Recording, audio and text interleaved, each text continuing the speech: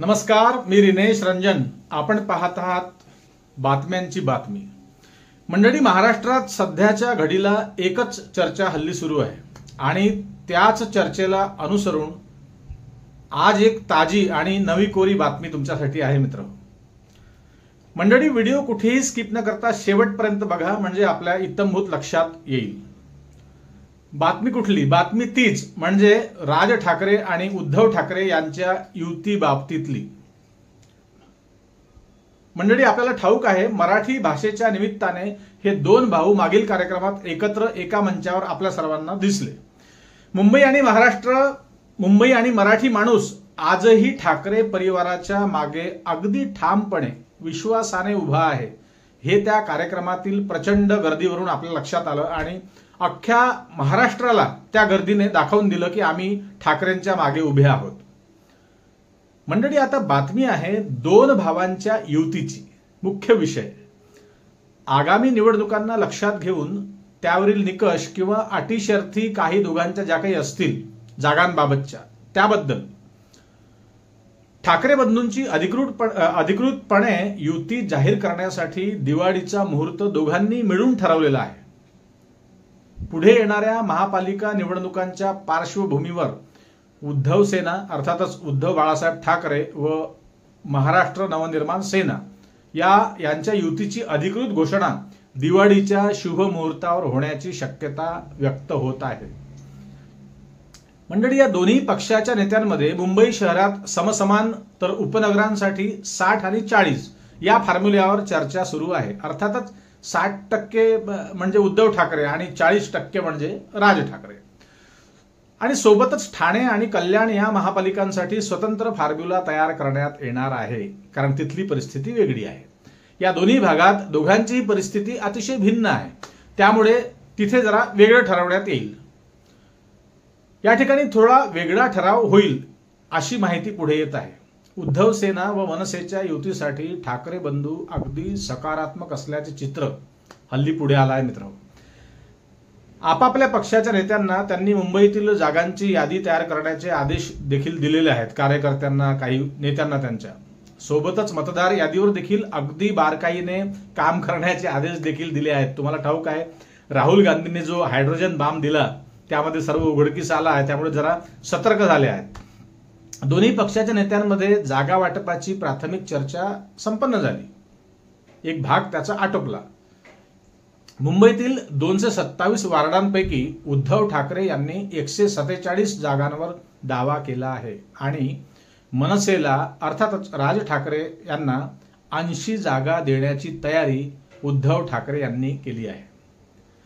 आणि मंडळी, सारासार विचार केला तर हा फॉर्म्युला दोघांसाठीही योग्यच वाटतो आहे. आपल्याला तरी एक योग्य वाटतो आहे तो. मात्र मनसेने 80 ऐवजी 95 जागांचा आग्रह धरला आहे. आता यामागे राज ठाकरे यांची काय रणनीती आहे हे अजून स्पष्ट झालं नाही, पण येत्या काही दिवसात ते स्पष्ट आपल्याला होईल, तशा बातम्या येतीलच. मात्र अशी प्राथमिक माहिती सध्या हल्ली पुढे येत आहे. अखेर बघा, दोन्ही पक्षाच्या आपापल्या ताकदीवर अंतिम निर्णय हा जो काय व्हायचा तो होईलच. शेवटी मतदार मात्र दोघांचाही जवळपास सारखाच आहे. मी मागील व्हिडिओत आपल्याला सांगितलं होतं. तो कशा प्रकारे सारखा आहे हे देखील स्पष्टीकरण मी दिलं होतं. परंतु दुसऱ्या बाजूने आपण दोन्ही पक्षाचा जर का आजच्या घडीला सारासार विचार केला तर मुंबईत शिवसेना, उद्धव ठाकरेंच्या शिवसेनेचे 3 खासदार व 10 आमदार आहेत. अर्थातच संख्या आहे. 2017 मध्ये महापालिकेच्या निवडणुकीत 84 जागा उद्धव ठाकरे यांच्या शिवसेनेने जिंकल्या होत्या. त्यातील अनेक नगरसेवक आपण समजू एकनाथ शिंदे गटात गेले असले तरी त्या जागांवर दावा करत उद्धव ठाकरे अधिक जागा मिळवण्याच्या प्रयत्नात आहेत. जास्तीत जास्त जागा त्यांना मिळाल्या पाहिजे असं त्यांना वाटतं. दुसरीकडे मुंबईतील काही प्रभागांमध्ये मनसेचा प्रभाव देखील आहे, हे सत्य नाकारता येत नाही मित्र. म्हणूनच त्या जागांबाबत अतिशय काळजीपूर्वक चर्चा दोघांमध्येही सुरू आहे. आणखी स्पष्टपणे समजून घ्यायचं झाल्यास बघा, दादर, माहीम, परळ, विक्रोळी, दिंडोशी, घाटकोपर, आणखी भांडूप, दहिसर अशा विधानसभा मतदारसंघात समान प्रमाणात वार्ड विभागले जातील. उर्वरित ठिकाणी एकमेकांच्या मग ताकदीच्या आधारे योग्य काय तो निर्णय दोघेही भाऊ हे घेतील, अशी एक मुख्य सूत्रांकडून माहिती पुढे येते आहे मित्र मंडळी. या सर्व चर्चा किंवा भिंतीआड काय त्या चर्चा सुरू असल्या आणि दिवाळीच्या शुभ मुहूर्तावर जे काही ठरेल ते आपल्या सर्वांच्या पुढे बातम्या येतीलच आणि आपल्या चॅनलवरून देखील माहिती मी तुम्हाला देण्याचा प्रयत्न करील. परंतु तुम्हाला ठाऊक आहे का, दिवाळीपूर्वी महाराष्ट्रातील अनेक उद्धव ठाकरेंचे समर्थक असतील किंवा मनसेचे समर्थक असतील तर या दोघांचाही दसरा मेळाव्याकडे लक्ष लागलं आहे. ठाकरे नेमकं दसरा मेळाव्यात काय बोलणार याकडे लक्ष सर्वांचं लागलं आहे. कारण गेल्या दसरा मेळाव्यापासून तर आता जो दसरा मेळावा येणार आहे पुढे काहीच दिवसात किंवा आजपर्यंत खूप काही राजकीय घडामोडी महाराष्ट्रात घडल्या आहेत. महाराष्ट्राच्या राजकारणात या वर्षभरात या एका सालात फार मोठा बदल झाला आहे. अनेक नाटकं रिलीज झाली आहे, आपण पाहिली असेल. आपल्याला ठाऊक आहे कारण सत्तेच्या खिचडीमध्ये 3 वेगवेगळ्या वाणाचे तांदूळ आहेत. ते वेगवेगळे तांदूळ 3 तांदूळ असल्याने त्यांच्या खदखदीचा आवाज हा येणारच आहे, वेगळ्या आणि विचित्र प्रकारचा मित्र. या सर्वपक्षीय राजकीय घडामोडींमध्ये एक मुख्य घडामोड म्हणजे मराठीच्या मुद्द्यावर तुम्हाला ठाऊक आहे राज ठाकरे आणि उद्धव ठाकरे यांनी एकत्र येण्याचा जो ऐतिहासिक निर्णय घेतला होता आणि तो कार्यक्रमही झाला. त्यानिमित्ताने दोघांच्या युतीचे अंदाज देखील महाराष्ट्रभर लोकांनी बांधले होते आणि तसं घडताना दिसत आहे. त्यामुळे आता दसरा मेळाव्यात उद्धव ठाकरेंसोबत राज ठाकरे येईल का, हे दोन्ही भाऊ पुन्हा एकाच मंचावर दसरा मेळाव्याच्या निमित्ताने दिसतील का, हे बघण्यासाठी लोकांची उत्सुकता आता लागली आहे. दोन्ही पक्षातल्या समर्थकांना ही उत्सुकता लागली आहे मित्र. शेवटी एक सांगायचं म्हणजे हे 2 भाऊ एकत्र आल्याचा जेवढा आनंद दोन्ही पक्षात दिसत आहे, अर्थात त्यांच्या आपापल्या समर्थकांना किंवा कार्यकर्त्यांना, नेत्यांना, त्या उलट इतर पक्ष म्हणजे विशेषतः महायुतीला अतिशय काळजी वाटू लागली आहे. कारण या युतीच्या दणक्यात, या दोघांच्या 2 भावांच्या युतीच्या दणक्यात निवडणुकांसाठी खिंड लढवणं फार काही सोपं नाही, हे लक्षात घ्या. कारण मुंबई ठाकरेंची आहे हे वाक्य बाहेरून पुसट जरी झालं असलं असं आपल्याला वाटत असलं तरी आतून मात्र ते अजूनही ठळक आहे. कारण ठाकरे म्हणजे मुंबई आणि मुंबई म्हणजे ठाकरे.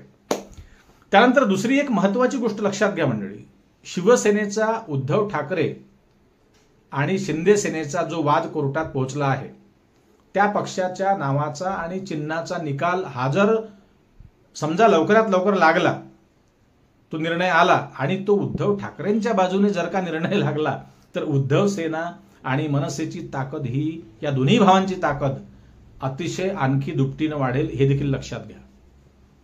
आणि समजा जर का निर्णय शिंदेच्या बाजूने लागला तरी मात्र हरकत नाही.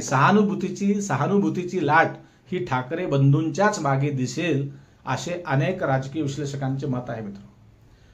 असो, शेवटी महाराष्ट्रात जे घडेल ते नेहमी अगदी नवीनच असतं. ही काही नवीन नाही, नेहमी नवीन असतं. कारण महाराष्ट्रातील राजकीय संस्कृती अतिशय बदललेली आहे. हल्ली डाव खेळण्याचे आखाडे बदललेले आहेत, मैदानं बदललेली आहेत, नैतिकता नाहीशी होताना दिसते आहे. तुमच्या लक्षात आलं असेल अनेक घडामोडी अशा घडल्या. त्यामुळे अनेक राजकीय विश्लेषकांचे अंदाज देखील फेल होतात. ऐनवेळी भलतंच काहीतरी महाराष्ट्रात घडत असतं. परंतु आपण मात्र सुजाण नागरिक आहात, त्यामुळे तुमच्या प्रतिक्रिया घेणं फार गरजेचं असतं मित्रांनो. आपण एक सामान्य नागरिक म्हणून आपल्याला या विषयाबद्दल नेमकं काय वाटतं, आपण या विषयाकडे कुठल्या नजरेने बघता, कसं बघता, ते कमेंटमध्ये नक्की लिहा, व्यक्त व्हा. आर्टिकल 19 आपल्यासाठी, तुमच्यासाठी आहे. राज आणि उद्धव ठाकरेंचा 60-40चा हा फॉर्म्युला योग्य आहे का ते देखील सांगा आणि बिनधास्तपणे व्यक्त व्हा, लिहा.